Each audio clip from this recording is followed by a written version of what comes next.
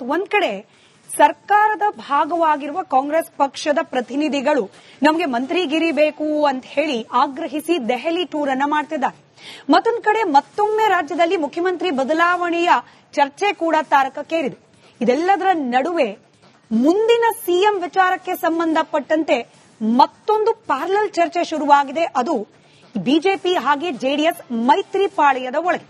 ಈ ರಾಜ್ಯಕ್ಕೆ ಕುಮಾರಸ್ವಾಮಿ ಅವರು ಅನಿವಾರ್ಯ, ಇಂದಲ್ಲ ನಾಳೆ ಅವರು ವಾಪಸ್ ರಾಜಕಾರಣಕ್ಕೆ ಬಂದೇ ಬರ್ತಾರೆ ಅನ್ನೋ ನಿಖಿಲ್ ಕುಮಾರಸ್ವಾಮಿ ಅವರ ಹೇಳಿಕೆಯಿಂದ ಇವತ್ತಿನ ಕುಮಾರಸ್ವಾಮಿ ಅವರ ಹೇಳಿಕೆ ಮೈತ್ರಿ ಪಾಳೆಯ ಮತ್ತೊಮ್ಮೆ ವಿಧಾನಸೌಧಕ್ಕೆ ಅಧಿಕಾರವನ್ನು ಹಿಡ್ಕೊಂಡು ವಾಪಸ್ ಬರೋ ಕಾಲ ಸನ್ನಿಹಿತವಾಗಿದೆ ಅನ್ನೋ ಅರ್ಥದ ಕುಮಾರಸ್ವಾಮಿ ಅವರ ಹೇಳಿಕೆ.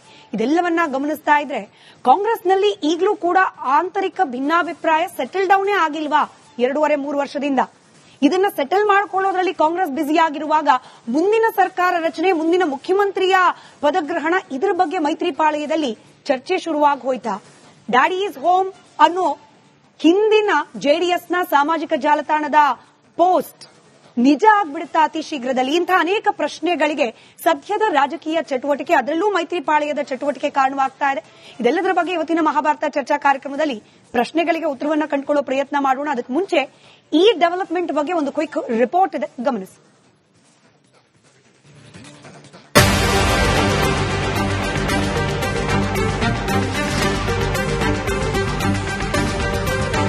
ನಮ್ಮ ಮೈತ್ರಿ ಪಕ್ಷದ ಒಂದು ಹೊಂದಾಣಿಕೆ ಏನಿದೆ ಅದರಿಂದ ಇವತ್ತು ದೆಹಲಿಯ ಹಿರಿಯ ಹೈಕಮಾಂಡ್ ಏನಿದೆ, ಬಿಜೆಪಿಯ ಹಿರಿಯ ನಾಯಕರಿರ್ಬೋದು, ರಾಜ್ಯದ ನಾಯಕರುಗಳಿರ್ಬೋದು, ನಾವೆಲ್ಲ ಜೊತೆಗೂಡಿ ಮುಂದಿನ ದಿನಗಳಲ್ಲಿ ವಿಧಾನಸೌಧಕ್ಕೆ ಬರ್ತಕ್ಕಂಥದಕ್ಕೆ ಪ್ರಯತ್ನ ಪಡ್ತೀವಿ, ಜನತೆ ಆಶೀರ್ವಾದದಲ್ಲಿ. ಅಲ್ಲಿಗೆ ಕೇಂದ್ರ ಸಚಿವ ಎಚ್.ಡಿ. ಕುಮಾರಸ್ವಾಮಿ ರಾಜ್ಯ ರಾಜಕಾರಣಕ್ಕೆ ವಾಪಸ್ ಬರೋದು ಬಹುತೇಕ ಫಿಕ್ಸ್ ಆದಂತೆ ಕಾಣ್ತಾ ಇದೆ.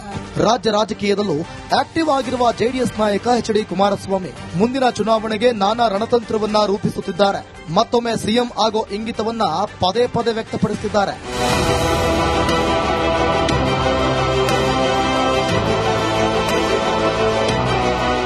ಮೊನ್ನೆಯಷ್ಟೇ ಬೆಂಗಳೂರಿನಲ್ಲಿ ಬೆಳ್ಳಿ ಹಬ್ಬ ಹೆಸರಲ್ಲಿ ಶಕ್ತಿ ಪ್ರದರ್ಶನ ಮಾಡಿರೋ ಜೆಡಿಎಸ್ ಜಿಬಿಎ ಚುನಾವಣೆಗೆ ತಯಾರಿ ಶುರು ಮಾಡಿದೆ.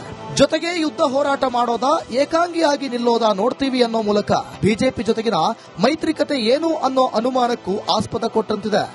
ಕುಮಾರಣ್ಣವರು ಈ ರಾಜ್ಯಕ್ಕೆ ಅನಿವಾರ್ಯ, ರಾಜ್ಯ ರಾಜಕಾರಣಕ್ಕೆ ಬರಬೇಕು ಅಂತಕ್ಕಂಥ ನಿರ್ಧಾರ ಕೇಂದ್ರದ ನಾಯಕರು ಕೂಡ ಮಾಡದಂತ ಸಂದರ್ಭದಲ್ಲಿ, because we are in a part of India alliance, ಅವತ್ತಿಗೆ ಆಲೋಚನೆ ಮಾಡೋಣ, ಅವತ್ತು ನಿಮ್ಗೆ ಉತ್ತರ ಸಿಗುತ್ತೆ. ನಾವು ಮತ್ತೆ ಭಾರತೀಯ ಜನತಾ ಪಾರ್ಟಿ ಇಬ್ರು ಒಗ್ಗಟ್ಟಾಗಿ ಲೋಕಸಭಾ ಚುನಾವಣೆ ಎದುರಿಸ್ತೀವಿ. ಆಗ್ಲೂ ಕೂಡ ಭಾರತೀಯ ಜನತಾ ಪಾರ್ಟಿಯ ಹೈಕಮಾಂಡ್ ಏನಿತ್ತು, ಅಂತಿಮವಾಗಿ ಯಾವುದೇ ನಿರ್ಣಯಗಳು, ತೀರ್ಮಾನಗಳು ಇದ್ಯಾವುದೇ ಆಗಬೇಕಾದ್ರೂ ಕೂಡ ಇಲ್ಲ ನಮ್ಮ ವರಿಷ್ಠರು ಒಂದ್ ಕಡೆ ದೇವೇಗೌಡರು ಸಾಹೇಬ್ರಿದ್ದಾರೆ, ಒಂದ್ ಕಡೆ ಕುಮಾರಣ್ಣ ಅವರಿದ್ದಾರೆ, ಮತ್ತೆ ರಾಜ್ಯ ಮಟ್ಟದಿಂದ ಭಾರತೀಯ ಜನತಾ ಪಾರ್ಟಿಯ ಅನೇಕ ಜನ ಹಿರಿಯ ನಾಯಕರುಗಳಿದ್ದಾರೆ. ಎಲ್ಲರೂ ಕೂಡ ಒಂದು ವಿಶ್ವಾಸದಿಂದ, ಒಂದು ಸೌಹಾರ್ದತೆಯಿಂದ ಒಟ್ಟಾರೆಯಾಗಿ ರಾಜ್ಯದ ಒಳಿತಿಗಾಗಿ, ರಾಜ್ಯದ ಒಂದು ಏಳಿಗೆಗಾಗಿ, ಸಮಗ್ರ ಅಭಿವೃದ್ಧಿಯ ದೃಷ್ಟಿಯಿಂದ ಮುಂದಿನ ದಿನಗಳಲ್ಲಿ ನಾವು ಕೈ ಜೋಡಿಸಿಕೊಂಡು ಒಂದು ಒಳ್ಳೆಯ ನಿಟ್ಟಿನಲ್ಲಿ ಹೋಗ್ತೇವೆ. ಅದರಲ್ಲಿ ಯಾವುದೇ ಅನುಮಾನ ಬೇಡ. ಬಿಜೆಪಿಯಲ್ಲೂ ಸಿಎಂ ಆಗೋ ಇಂಗಿತ ಇರುವ ವಿಜಯೇಂದ್ರ, ಉಚ್ಚಾಟಿತ ನಾಯಕ ಯತ್ನಾಳ್, ಆರ್ ಅಶೋಕ್, ಹೀಗೆ ಪಟ್ಟಿ ಉದ್ದ ಇದೆ. ಹೀಗಿರುವಾಗ ಕುಮಾರಸ್ವಾಮಿ ಬ್ಯಾಕ್ ಟು ರಾಜ್ಯ ಮೈತ್ರಿ ಬಗ್ಗೆ ಗೊಂದಲದ ಮಾತುಗಳು ಹೊರಬರ್ತಿರೋದು ಜೋಡೆತ್ತು ಪಕ್ಷಗಳ ಭವಿಷ್ಯದ ಬಗ್ಗೆ ಪ್ರಶ್ನೆಗಳನ್ನ ಹುಟ್ಟುಹಾಕಿದೆ. ಮೈತ್ರಿ ಮುಂದುವರಿಯುತ್ತಾ ಕುಮಾರಸ್ವಾಮಿ ಸಿಎಂ ಆಗ್ತಾರಾ? ಬನ್ನಿ ಚರ್ಚೆ ಮಾಡೋಣ.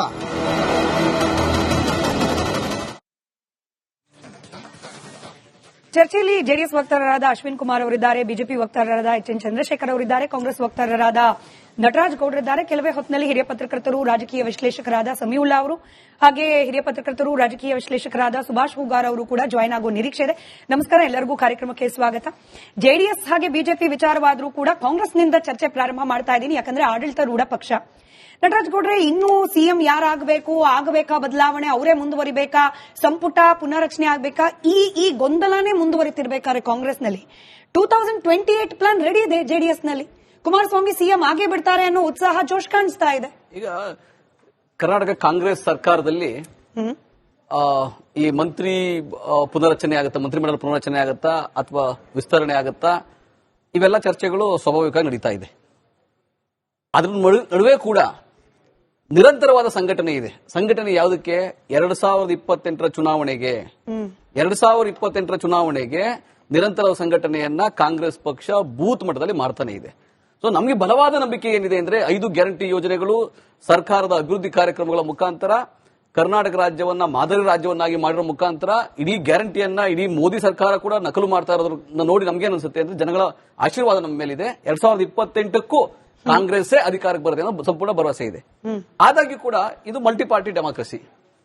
ಜೆಡಿಎಸ್ ಒಂದು ಪ್ರಾದೇಶಿಕ ಪಕ್ಷ. ಪ್ರಾದೇಶಿಕ ಪಕ್ಷಗಳ ಅಗತ್ಯ ಇಡೀ ದೇಶದಲ್ಲಿ ಇದೆ, ನಾನು ಇಲ್ಲ ಅಂತ ಹೇಳೋದಿಲ್ಲ. ಪ್ರಾದೇಶಿಕ ಪಕ್ಷಗಳು ಆ ರಾಜ್ಯದ ಆ ಜನತೆಯ ಹಿತಕ್ಕೆ ರಾಷ್ಟ್ರೀಯ ಪಕ್ಷಗಳಿಗಿಂತ ನನ್ಗೆ ಕಾಂಗ್ರೆಸ್ ಆಗಲಿ ಬಿಜೆಪಿಗಿಂತ ಜಾಸ್ತಿ ಒಂದು ಹೆಜ್ಜೆ ಮುಂದೆ ನಿಲ್ತವೆ.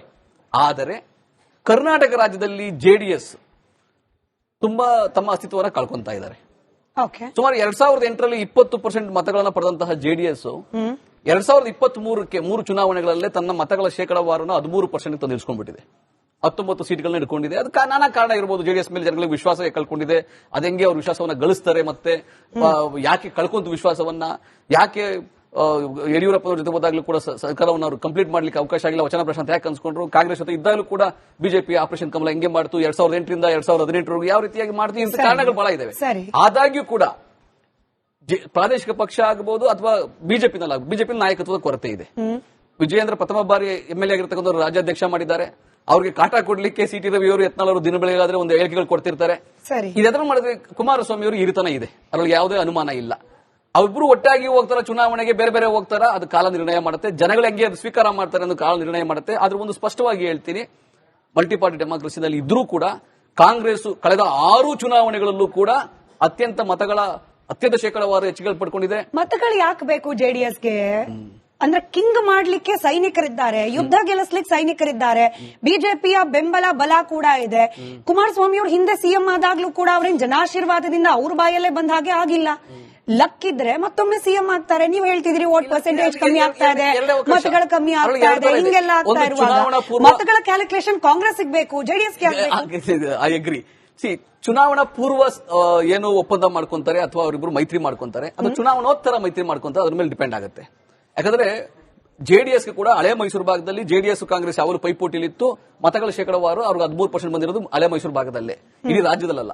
ಸೊ ಅವ್ರು ಮೈತ್ರಿ ಚುನಾವಣಾ ಪೂರ್ವ ಮಾಡ್ಕೋತಾರ, ಚುನಾವಣೋತ್ತರ ಮಾಡ್ಕೋತಾರ, ತೀರ್ಮಾನ ಆಗುತ್ತೆ. ಆದರೆ ಕಾಂಗ್ರೆಸ್ ಸದೃಢವಾಗಿದೆ, ಮತಗಳ ಅಂತರದಲ್ಲೂ ಜಾಸ್ತಿ ಇದೆ, ಸೀಟ್ಗಳ ಅಂತರದಲ್ಲೂ ಜಾಸ್ತಿ ಇದೆ, ನಮ್ಮ ಸಂಘಟನೆ ಚೆನ್ನಾಗಿದೆ, ನಾಯಕತ್ವ ಕರ್ನಾಟಕದಲ್ಲಿ ಕಾಂಗ್ರೆಸ್ ನಾಯಕತ್ವ ಚೆನ್ನಾಗಿದೆ. ಹಾಗಾಗಿ 2028ಕ್ಕೂ ಕಾಂಗ್ರೆಸ್ ಬರುತ್ತೆ. ಅವರು ಮೈತ್ರಿ ಮಾಡ್ಕೊಳ್ಳಿ ಬಿಡ್ಲಿ, ರಾಜ್ಯಕ್ಕೆ ಕುಮಾರಸ್ವಾಮಿ ಅವರು ಬೇಕು, ವಿಜಯೇಂದ್ರನೂ ಬೇಕು, ಯತ್ನಾಳು ಬೇಕು, ಶುರುವಾಗಿದೆ ಅನ್ನೋ ಮೆಸೇಜ್ ಅಂತೂ ಹಳೆ ಮೈಸೂರು ಬಗ್ಗೆ ನನಗೆ ಪ್ರತ್ಯೇಕವಾಗಿ ಪ್ರಶ್ನೆ ಕೇಳೋಕಿದೆ ಸಂಘಟನೆ ವಿಚಾರದಲ್ಲಿ.